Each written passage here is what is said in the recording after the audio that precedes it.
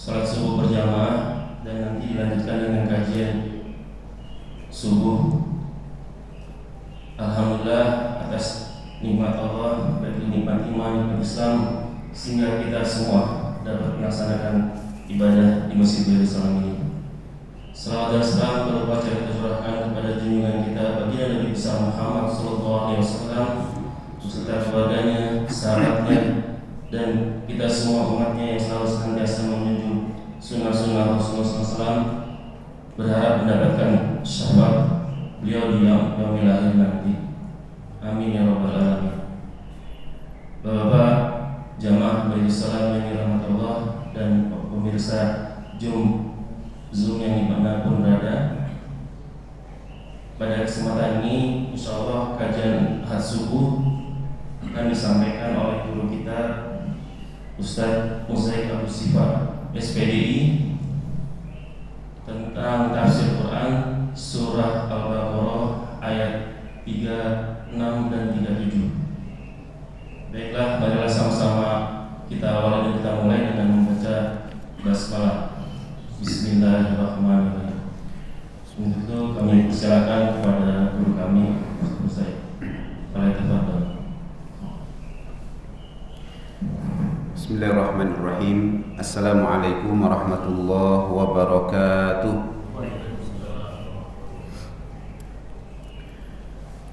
Alhamdulillahi rabbil alamin.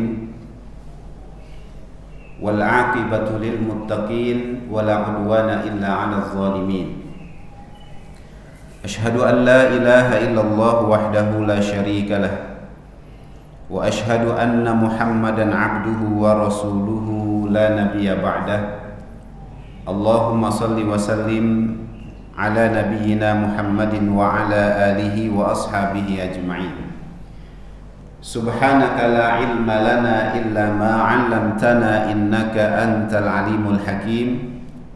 Rabbi shrah li sadri wa yassir li amri wahlul 'uqdatam min lisani yafqahu qawli. Hadirin jamaah sekalian, para shaimin yang dimuliakan oleh Allah Subhanahu wa taala, baik yang ada di Masjid Baitus Salam atau juga yang ada di rumah masing-masing dan mengikuti lewat Zoom meeting. Kita bersyukur kepada Allah Subhanahu wa taala atas segala nikmat yang Allah berikan, rahmat dan hidayah yang Allah curahkan untuk kita semuanya, sehingga kita bisa terus menjalankan tugas kita sebagai hamba Allah, yaitu beribadah kepada Allah Subhanahu wa taala. Dan kita berharap semoga setiap ibadah yang kita lakukan ini diterima oleh Allah Subhanahu wa taala. Termasuk juga dengan ibadah puasa yang sedang kita lakukan, yang hari ini kita menjalani hari yang ke-20. Betul ya, hari ke-20. Insyaallah malam nanti kita mulai masuk ke malam 21. Dan mudah-mudahan di 10 hari terakhir ini kita bisa semakin meningkatkan kualitas dan kuantitas ibadah kita di bulan Ramadan. Dan kita berharap semoga Allah Subhanahu wa taala karuniakan kepada kita semuanya Lailatul Qadar, Lailatun khairun min alfi syahr. Salawat dan salam kita sampaikan untuk Rasulullah sallallahu alaihi wasallam, juga keluarga beliau, sahabat beliau, dan semoga kita termasuk umat Rasulullah yang nanti di yaumul akhir bisa mendapatkan syafaat dari Rasulullah sallallahu alaihi wasallam. Hadirin jamaah sekalian yang dimuliakan oleh Allah, pagi ini kita akan lanjutkan pembahasan surah Al-Baqarah dengan referensi tafsir Ibnu Katsir ayat ke-36 dan 37. Dua ayat ini masih sangat terkait dengan ayat yang sebelumnya, yang berkisah atau bercerita tentang Adam dan istrinya, Nabiullah Adam dan istrinya. Di ayat 36 Allah sampaikan kisah bahwa Nabi Adam dan istrinya kemudian terpengaruh oleh bujukan syaitan yang membuat mereka tergelincir dari jalan Allah Subhanahu wa ta'ala. Akhirnya mereka berdua dikeluarkan dari surga. Padahal surga itu adalah tempat yang nyaman. Surga itu adalah tempat yang penuh keselamatan. Semua kebutuhan atau semua keinginan, nah itu semuanya akan terpenuhi di sana. Kemudian Allah Subhanahu wa ta'ala juga sampaikan, karena perbuatan yang mereka lakukan ini, akhirnya mereka dikeluarkan dari surga, yang membuat mereka itu dikeluarkan dari keadaan yang sebelumnya nyaman menjadi keadaan yang tidak nyaman. Sebelumnya semua tersedia menjadi keadaan yang mereka harus berusaha dulu untuk mendapatkan apa yang mereka inginkan. Diturunkanlah mereka ke muka bumi ini yang disebut sebagai mustaqarrun, tempat kediaman dan kesenangan hidup. Kemudian Allah sampaikan juga bahwa karena kesalahan yang dilakukan oleh Nabi Adam dan istrinya, akhirnya mereka memohon kepada Allah Subhanahu wa ta'ala, mohon bimbingan, ya mohon petunjuk kalimat yang bisa mereka ucapkan sebagai bentuk dari taubat mereka kepada Allah Subhanahu wa ta'ala. Kemudian Allah ajarkan kepada mereka kalimat-kalimat tersebut, dan akhirnya Allah Subhanahu wa ta'ala mengampuni kesalahan mereka, menerima taubat mereka. Jamaah sekalian, Allah Subhanahu wa ta'ala berfirman, A'udzu billahi minasyaitonir rajim. Bismillahirrahmanirrahim. فأزلهما الشيطان عنها فأخرجهما مما كانا فيه وقلنا اهبطوا بعضكم لبعض عدو ولكم في الأرض مستقر ومتاع إلى حين فتلقى آدم من ربه كلمات فتاب عليه إنه هو التواب الرحيم. Lalu keduanya, Adam dan Hawa itu digelincirkan oleh syaitan, digelincirkan dari surga, dan fa'akhrajahuma, mereka berdua dikeluarkan mimma kana fi, dari keadaan yang semula ketika mereka ada di surga. Wa qulna, dan kami berfirman, ihbitu, turunlah kamu, turunlah dari surga. Adam disuruh turun, Hawa disuruh turun, termasuk juga iblis yang menggoda, ya, disuruh keluar dari surga. Ba'dukum li ba'din adu, sebagian kamu menjadi musuh bagi sebagian yang lain. Walakum fil ardi, dan bagi kamu di muka bumi ini mustaqarrun, ada tempat kediaman, wa mata'un, dan kesenangan hidup, ilahi, sampai waktu yang ditentukan. Fatalaqqa Adamu min rabbih, kemudian Adam menerima beberapa kalimatin fataba alaih, menerima dari Rabbnya beberapa kalimat, fataba alaih, maka Allah menerima taubatnya. Innahu huwa tawwabur rahim, sesungguhnya Allah maha menerima taubat lagi Maha Penyayang. Jemaah sekalian yang dimuliakan oleh Allah, itulah terjemahan ayat 36 dan 37 ya, tentang kisah Nabi Adam alaihissalam dan istrinya ketika mereka berdua dikeluarkan dari surga. Jamaah sekalian, pertama kita lihat kata fa'azallahuma, maka mereka berdua digelincirkan ya, atau tergelincir. Kita tahu kalau yang namanya tergelincir ya, ini satu keadaan ketika misalnya kita berjalan di jalan yang kecil kayak di pematang ya, di pematang sawah, kita jalan hati-hati kemudian kita tergelincir. Maka keadaannya kalau tergelincir itu hanya satu kaki kita itu yang terjatuh, kepleset kalau kita bilang ya kan. Tapi kalau dua kaki kita itu yang keluar dari pematang, itu namanya terjatuh kita. Apalagi sampai masuk ke sawah berlumpurnya itu.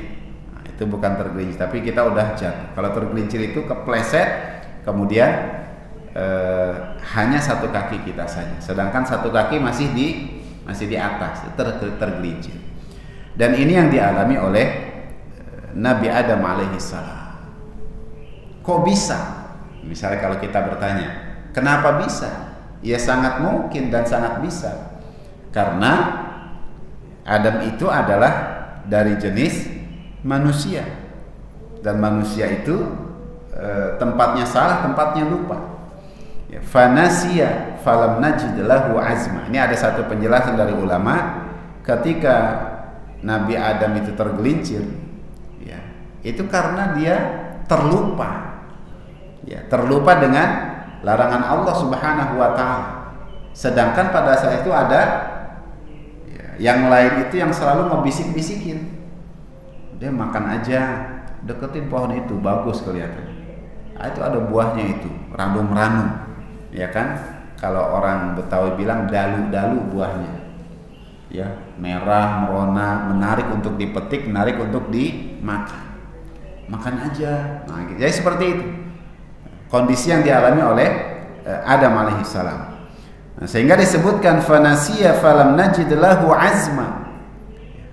Nabi Adam itu terlupa, dan ketika dia melakukan itu, falam najid lahu azma, kami tidak mendapati dia itu memang sengaja atau berniat untuk melakukan itu.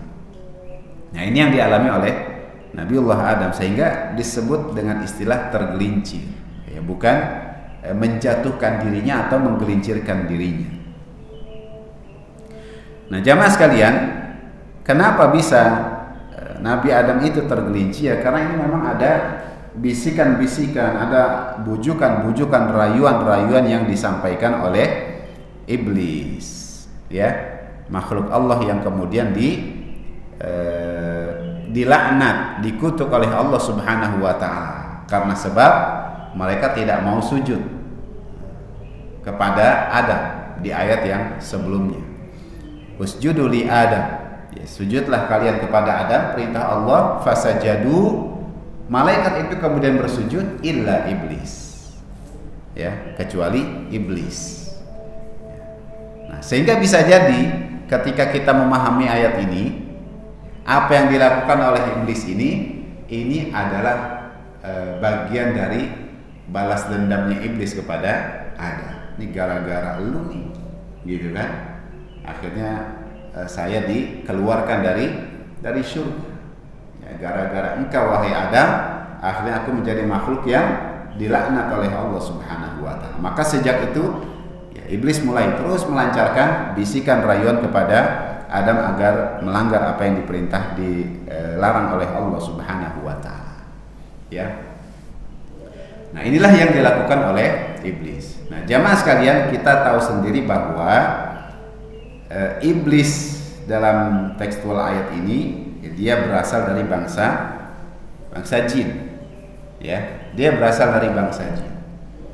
Nah, jadi ketika Allah Subhanahu wa taala menciptakan makhluk, itu kan ada 3. Ada malaikat yang diciptakan dari cahaya, kemudian ada jin yang malaikat dari cahaya, jin diciptakan dari api. Nah, ini mereka berdua, malaikat dan jin adalah makhluk yang lebih awal, lebih senior diciptakan oleh Allah Subhanahu wa taala. Menyusul berikutnya adalah Adam yang menciptakan manusia, yang diciptakan dari tanah. Nah, ini 3 makhluk yang diciptakan oleh Allah Subhanahu wa taala. Nah, tapi kemudian dari makhluk-makhluk ini ada makhluk yang kerjaannya itu melenceng dari apa yang diperintahkan oleh Allah Subhanahu wa taala. Yang kerjaannya itu melanggar. Yang kerjaannya itu menjauh dari Allah Subhanahu wa taala. Nah, mereka inilah yang kemudian kita sebut sebagai syaitan. Ya, setan. Ya. Dan setan itu dia bisa berasal dari bangsa jin, bisa juga berasal dari bangsa manusia. Wa ja'alna likulli nabiyyin aduwan syayatinal jinni wal ins. Syayatinal insi wal jin.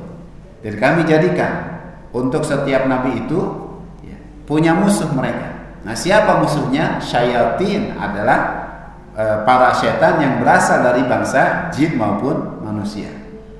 Ya. Jadi syaitan itu, nah ini berasal dari kata syatona, ya, yang buruk, yang jelek. Jadi perilaku, kemudian sikap, sifat yang jelek, yang buruk itu adalah bagian dari perilaku syaitan. Ya. Nah, manusia dan jin itu sangat mungkin memiliki perilaku itu. Nah, maka dari jin bangsa jin ini ada yang kita sebut sebagai setan, ya, mereka yang selalu berbuat buruk, berbuat keburukan, ya, mereka melanggar ketentuan Allah Subhanahu wa taala. Nah, kemudian sebutan paling parahnya itu ya mereka disebut dengan iblis. Sedangkan dari bangsa jin yang baik-baik saja, ya, yang mereka tetap beriman kepada Allah Subhanahu wa taala, menjalankan tugas penciptaan mereka, beribadah kepada Allah, wa ma khalaqtul jinna wal insa illa liya'budun. Mereka hanya disebut sebagai jin saja. Atau kadang-kadang ada yang menyebutnya sebagai jin muslim. Ya. Nah, kalau jin muslim itu mereka nggak mau berinteraksi dengan manusia. Nggak mau. Ya, karena mereka sadar tugas mereka itu adalah beribadah kepada Allah. Ya, dan Allah sudah ciptakan alam untuk mereka, maka mereka akan hidup di alam mereka, kemudian menjalankan penyembahan mereka kepada Allah Subhanahu wa taala. Nah, kalau ada jin yang kemudian berinteraksi dengan kehidupan manusia, kemudian dia menyebut dirinya sebagai jin muslim, maka ini adalah jin yang menyalahi tugas mereka. Ya, kalau bisa disebut mereka bagian dari jin yang fasik, ya, yang suka berbuat dosa, melanggar perintah Allah Subhanahu wa taala. Nah, itulah yang ada. Jadi jin itu ada yang disebut setan, kemudian iblis ini bapaknya setan, gitu kan, yang mempelopori pembangkangan makhluk jin itu kepada Allah Subhanahu wa taala. Nah, pengikut-pengikutnya atau keturunannya ini yang disebut dengan setan. Dan dia punya kehidupan sendiri, yang mereka punya pasangan, kemudian akhirnya mereka berkembang biak, punya anak dan lain sebagainya. Tetapi memang Allah berikan kekhususan kepada mereka dengan umur yang panjang, ya, dengan umur yang panjang. Enggak mati-mati sampai hari ini. Bukan abadi, tapi memang umurnya panjang. Karena nanti mereka akhirnya juga akan mati. Fa'azallahuma syaitan. Maka keduanya Adam dan Hawa itu digelincirkan oleh syaitan. Ya, anha digelincirkan dari surga. Jadi awalnya mereka tinggal di surga, tapi kemudian mereka dikeluarkan oleh Allah Subhanahu wa taala dari surga. Jamaah sekalian yang dimuliakan oleh Allah, kembali saya ingin ingatkan bahwa kenapa Allah Subhanahu wa taala menciptakan Adam kemudian menempatkan Adam itu di surga. Ini adalah ujian untuk Adam alaihissalam. Jadi justru Adam itu ujiannya adalah ketika di surga. Gitu kan? Ketika semuanya boleh, tapi ada satu larangan yang Allah sampaikan. Nah, itu ujiannya. Dan ternyata kemudian ya, memang qadarullah sesuai dengan izin Allah Subhanahu wa taala, ya, Adam melanggar itu sampai akhirnya kemudian diturunkan ke bumi. Nah, keturunan Adam yang diciptakan kemudian oleh Allah Subhanahu wa taala, tempat tinggalnya adalah di bumi. Maka buat kita ya sebagai Bani Adam ini, bumi ini, dunia ini adalah ujian kita. Ya. Nah, kalau Adam ujiannya di surga, kalau kita ujiannya di bumi ini. Kalau kita berhasil melewati ujian di bumi, maka nanti kita akan kembali pulang. Ya, kembali pulang ke surga Allah Subhanahu wa taala. Nah, ini yang pertama. Jadi digelincirkannya itu dari surga sampai akhirnya Allah Subhanahu wa taala lanjutkan fa akhrajahuma, ya, mereka berdua dikeluarkan, atau kalau terjemahannya fa akhrajahuma, maka Allah mengeluarkan mereka berdua dari kesenangan surga. Gitu. Nah, dari kalau kata dasarnya adalah khoroja. Ya, khoroja itu artinya keluar. Tapi kemudian ditambahkan hamzah di depannya menjadi akhroja, mengeluarkan. Kalau kita masuk, bahasa Arabnya dakhola.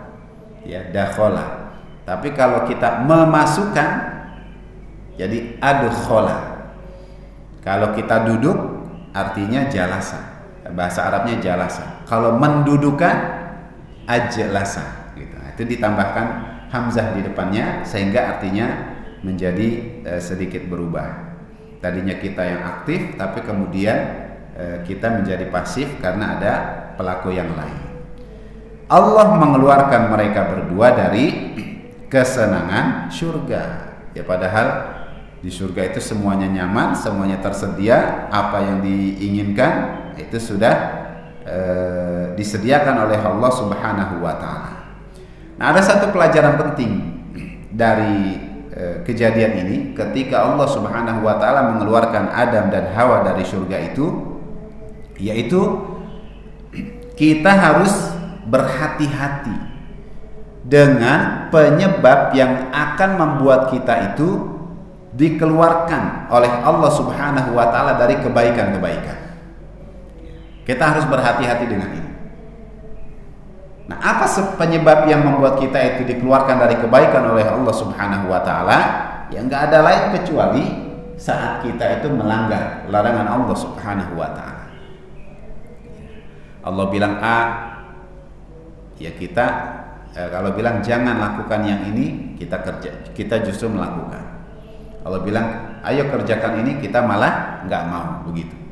Nah, jadi sifat-sifat ini yang akan membuat kita itu ya, dikeluarkan dari kebaikan-kebaikan atau semakin jauh dari kebaikan-kebaikan yang Allah sediakan. Sesungguhnya banyak kebaikan-kebaikannya, tapi karena kita ini tidak mau nurut terhadap perintah Allah, maka akhirnya kebaikan itu dijauhkan dari diri kita. Nah, kalau Nabi Adam dulu ketika di surga, ya, baik dari pakaian, tempat tinggal yang lapang, rizki yang menyenangkan, ketenangan, dan semuanya itu ada.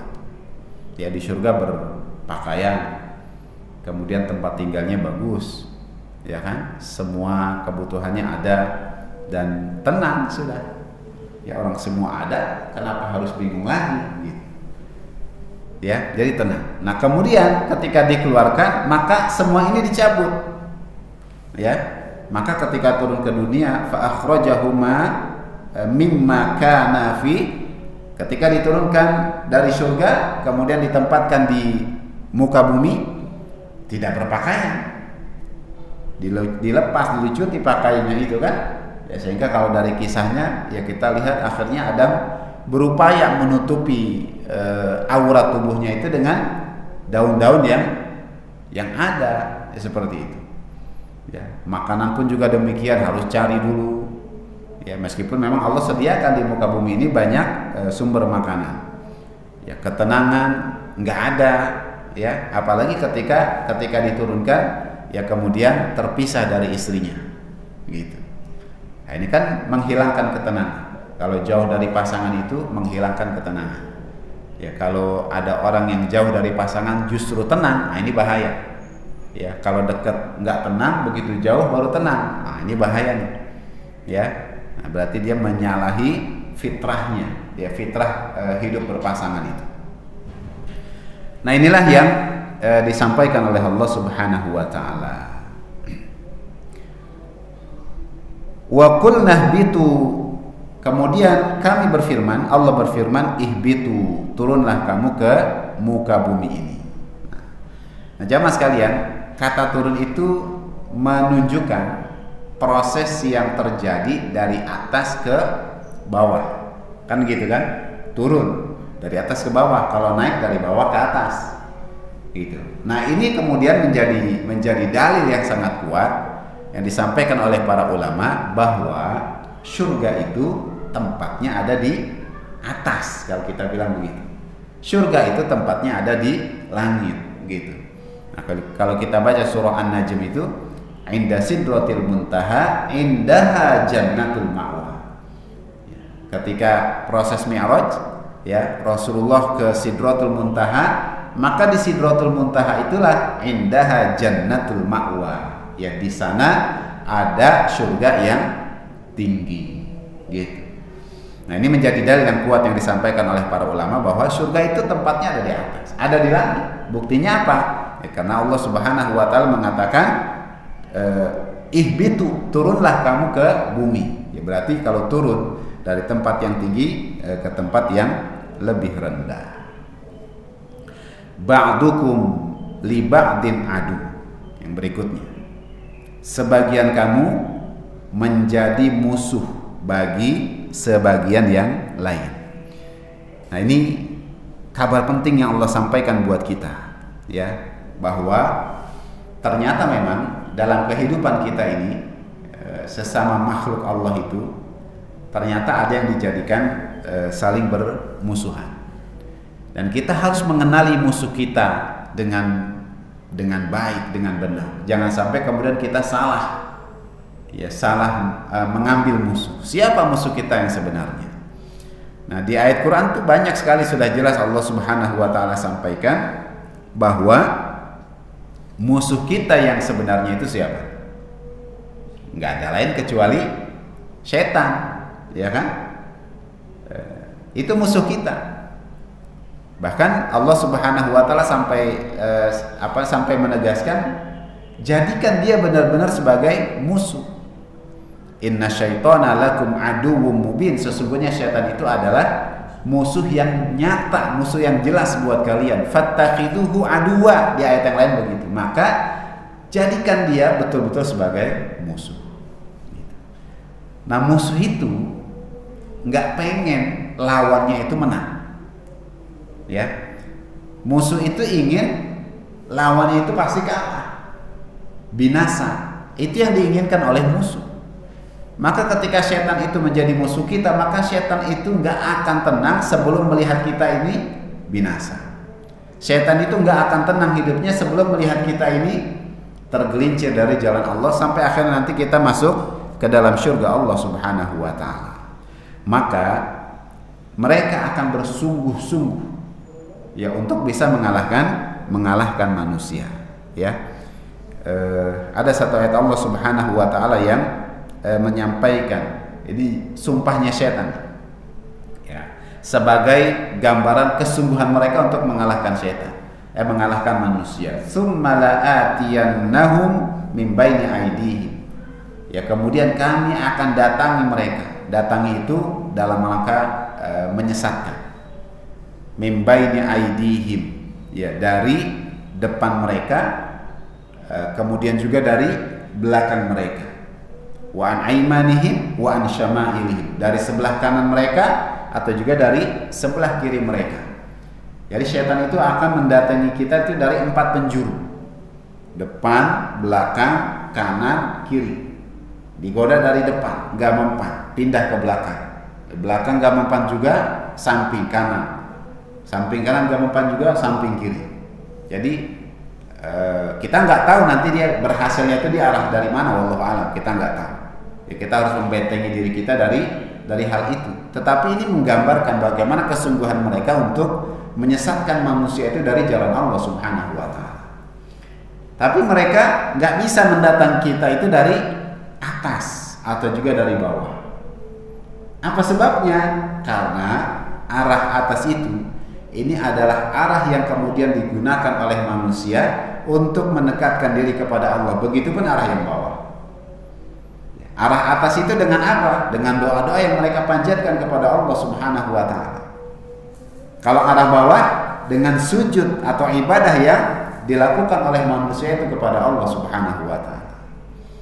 Mereka nggak bisa mendekati kita dari arah atas atau bawah. Maka orang yang banyak berzikir kepada Allah, banyak berdoa kepada Allah, banyak ibadah, dia rajin sholat dan lain sebagainya, maka arah atas dan bawahnya itu bagus, dia akan selamat dari gangguan setan.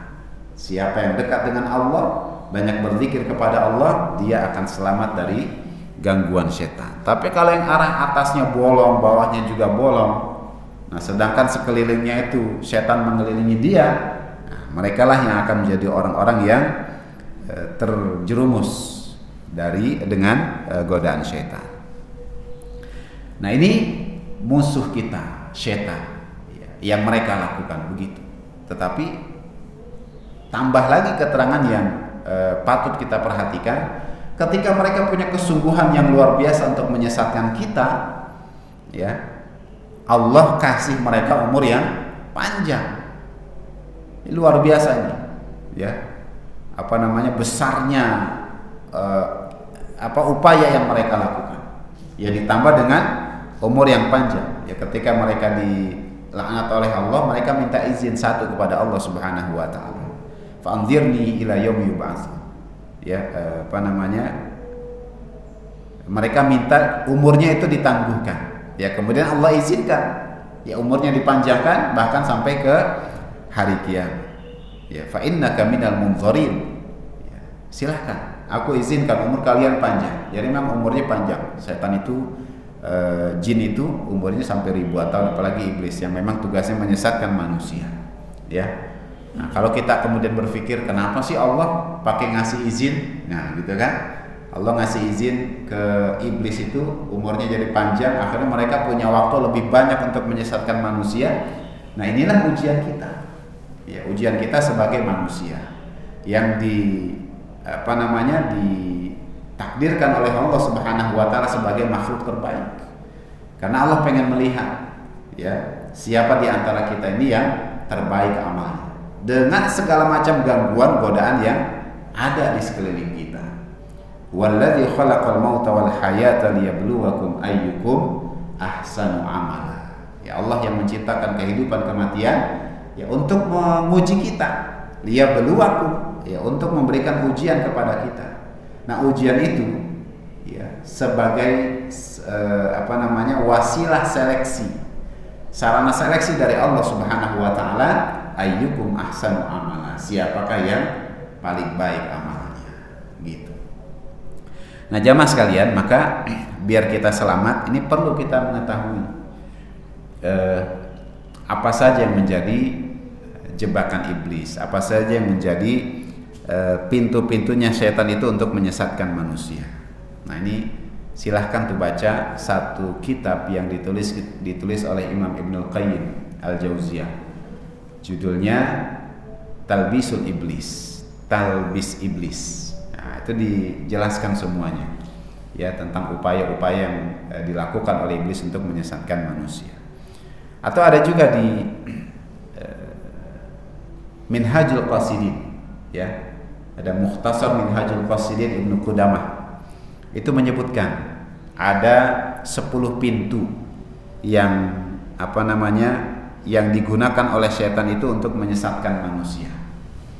Dan ya alhamdulillah ternyata dengan ibadah puasa Ramadan ini menjadi sarana yang luar biasa untuk menutup pintu-pintu setan itu dalam menyesatkan kita. Nah, misalnya ada yang namanya hasad, pintu hasad, ya, dengki kepada orang lain, ya, atau apalagi dengki kepada saudara kita sendiri. Ini menjadi pintu setan. Makanya Rasulullah itu sampai menegaskan ke kita, iyyakum wal hasad, jauhilah oleh kalian hasad itu.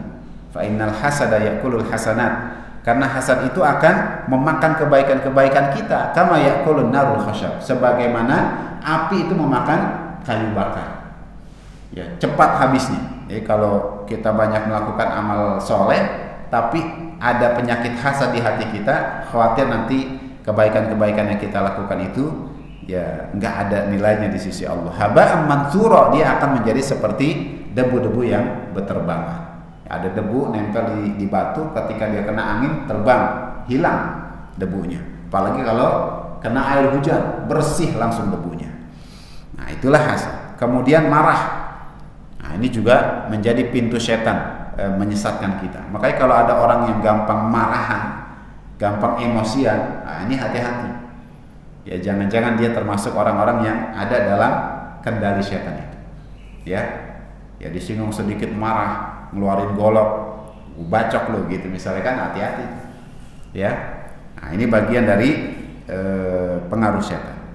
Termasuk kesukaan kita itu untuk menghias yang berlebihan dengan rumah kita, ya kan, wah kayaknya ini rumah saya kurang gimana gitu ya. Renovasi lagi, nanti nggak lama dikit-dikit kayaknya kurang nyaman nih, renovasi lagi begitu. Ya, tempat tinggal atau pakaian juga kan, sebentar-sebentar belanja, shopping, beli baju gitu kan, sampai lemari penuh, dia nggak muat lagi untuk nyimpen baju.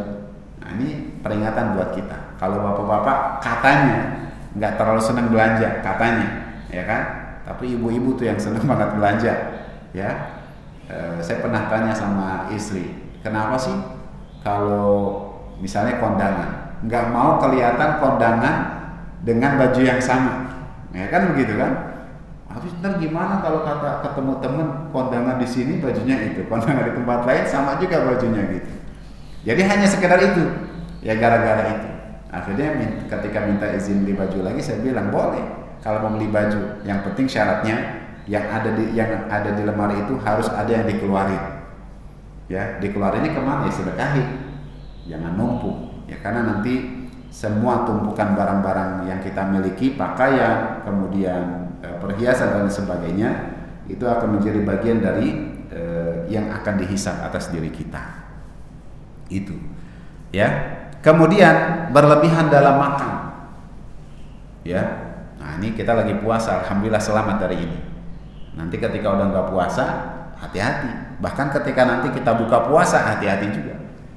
Jangan sampai buka puasa kalah, ya, sampai akhirnya berlebih-lebihan. Karena berlebihan itu nanti akan membangkitkan syahwat, ya, membangkitkan syahwat, kemudian memperlebar pembuluh darah kita. Itu kalau kita banyak makan. Nah, ketika puasa, syahwat kita ditekan, kemudian pembuluh darah kita itu menyempit karena rasa lapar yang kita alami. Maka akan semakin bagus kalau kita banyak puasa, ya, semakin bagus. Nah, ini Ramadan menjadi latihan buat kita. Kemudian tamak terhadap orang lain. Maksudnya gimana tamak terhadap orang lain? Saat kita itu mengkultuskan seseorang, ya, kita mengkultuskan seseorang, kita menutup mata kita dari kekurangan yang dimiliki oleh orang lain. Dalam artian, pokoknya dia kita pandang baik terus, gitu. Aduh, dia mah gak ada salah, baik terus begitu. Padahal jelas-jelas misalnya dia melakukan kesalahan, tapi itu membuat kita menutup mata dari keburukan orang itu. Akhirnya kita taklid ke yang bersangkutan, mengikuti apa yang dikatakan, meskipun yang dikatakan itu adalah sebuah kesalahan. Nah, ini yang dimaksud tamak terhadap orang lain. Begitupun dengan tergesa-gesa, ya, tergesa-gesa al-ajlatu minasyaiton, kan begitu. Ketergesa-gesaan itu adalah bagian dari syaitan. wa ta'anni min Allah. Tapi kalau ketenangan itu ya ini berasal dari Allah Subhanahu wa taala. Cinta harta yang berlebihan. Ya, manusia itu memang sudah dibekali cinta harta. Zuyyina lin-nasi hubbus syahawat. Memang fitrahnya begitu, tapi yang berlebihan ini yang bahaya. Yang akhirnya membuat ketika kita cinta harta berlebihan itu lupa terhadap ibadah kepada Allah Subhanahu wa taala, kemudian kita nggak peduli ya apakah ini harta yang halal atau haram dan lain sebagainya. Nah, arahnya ke sana. Kemudian ta'assub golongan. Ya, ta'assub terhadap golongan, fanatisme kelompok, fanatisme golongan, fanatisme mazhab.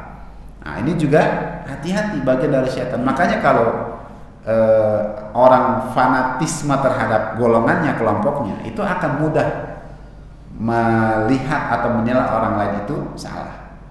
Pokoknya yang terbaik golongan saya, yang paling benar golongan saya. Nah, sampai akhirnya kalau bahasa-bahasa sekarang yang paling nyunnah adalah kelompok kami. Nah, hati-hati. Ya, jangan sampai kemudian akhirnya ini menjerumuskan kita ke dari jalan Allah Subhanahu wa taala. Yang berikutnya ini juga menjadi pintu masuk syaitan. Kita sibuk memikirkan hakikat zat Allah. Itu bahaya ini.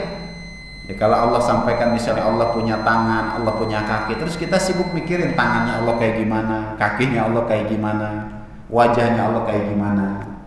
Ya, Allah itu sama nggak ya dengan kita? Ini nggak usah, nggak ada faedahnya, nggak ada manfaatnya. Ya, dan jelas Rasulullah itu sampaikan tafakkaru fi khalqillah. Kalau kita mau berpikir, berpikirlah melalui sarana makhluk yang diciptakan oleh Allah, penciptaan Allah Subhanahu wa taala. Itu yang kita pikirkan. Ya, itu yang disebut sebagai ayat-ayat kauniyah. Alam semesta yang Allah ciptakan ini harus menjadi sarana kita bertafakkur. Wala tafakkaru fi dzatillah. Dan jangan kalian berpikir tentang zat Allah Subhanahu wa taala. Enggak akan nemu, enggak akan nyambung. Ya, bahaya. Ini nanti akhirnya akan membuat kita itu bisa menyerupakan Allah dengan makhluk dan lain sebagainya. Nah, yang terakhir adalah berburuk sangka terhadap saudara muslim. Ya, ini juga bagian dari pintu masuk syaitan. Makanya Allah ingatkan kita, ijtanibu katsiran minadh-dhon. Ya, jauhilah oleh kalian itu sebagian dari prasangka karena dia akan menjadi dosa. Nah, jamaah sekalian yang dimuliakan oleh Allah, nah ini yang Allah sampaikan. Kita harus sadar dengan musuh kita yang sebenarnya. Kemudian Allah lanjutkan, ketika Adam dikeluarkan dari surga, kemudian ditempatkan di bumi, maka bumi ini ternyata bukan apa ya, kalau kita bilang itu jadi tempat pengasingan yang nggak ada apa-apa, bukan. Tapi memang Allah pun sudah menyiapkan bumi ini sebagai tempat tinggal yang nyaman. Nah, makanya disebut sebagai mustaqarrun wa mata'un. Dia menjadi tempat tinggal, kemudian juga menjadi kesenangan hidup. Jadi memang Allah sudah siapkan juga ya bumi ini, ya bahkan kalau disebut sebagai miniaturnya surga gitu. Ya, semua ada di bumi ini. Makanan dan lain sebagainya. Baca di surah An-Nazi'at, kemudian di surah Abasa, ya kan? Fa'ambatna fiha habba wa 'inaba wa qadba